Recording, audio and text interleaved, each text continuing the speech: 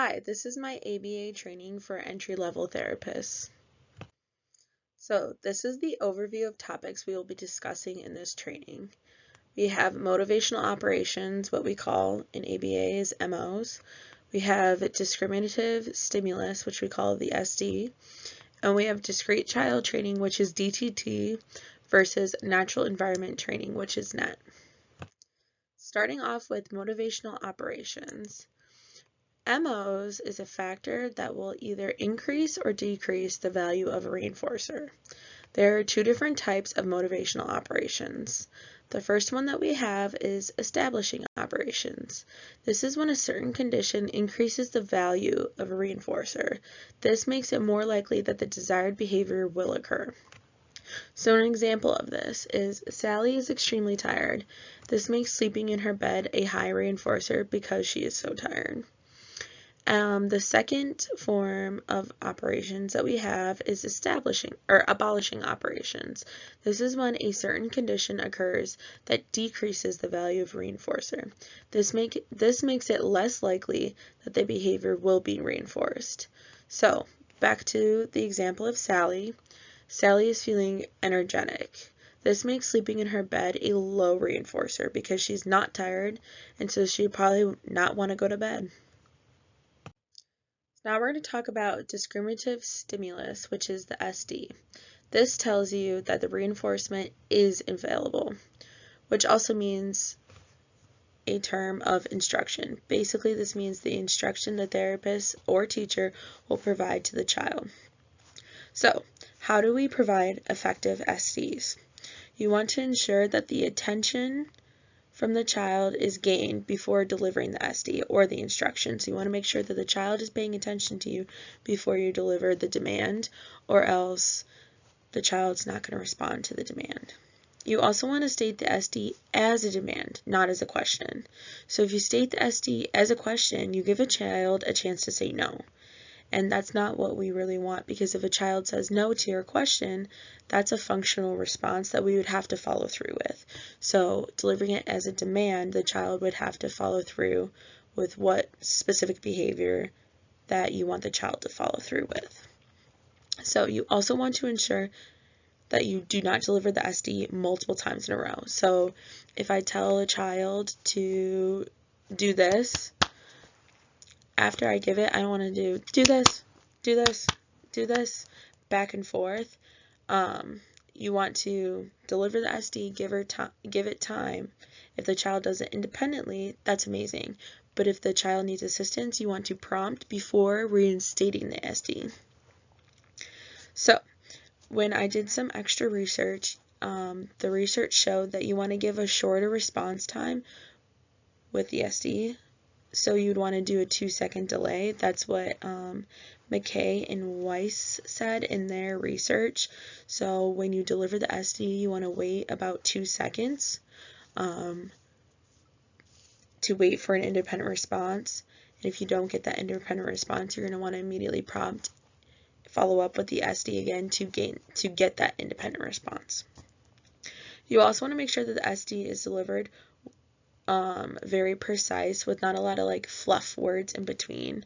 So for example, if you want a child to touch a picture of a dog, you would say touch dog instead of saying can you please touch the dog.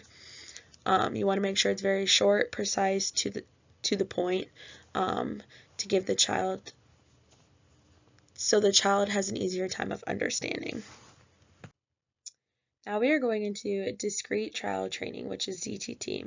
DTT is a strategy that is used to break down a skill that ensures repetitive trials. DTT is implemented when a client is learning a new behavior that they've never learned, and the use of repetitive trials will help them learn and build that skill. During this type of training, the therapist or teacher will take data on each trial that is used compared to cold probe training, where you're only recording the first trial that is ran during that session. Using DTT shows the percentage of how much the client is learning from each specific trial. So on the right, the picture over here shows that they're keeping track of how many trials they run and shows how many correct trials they have compared to how many incorrect trials you have to see how much of the skill the client is learning. Now going into natural environment training, which is NET. This is a style of teaching that can be used for certain clients. NET is learned in natural environment, so the clients learn through play skills.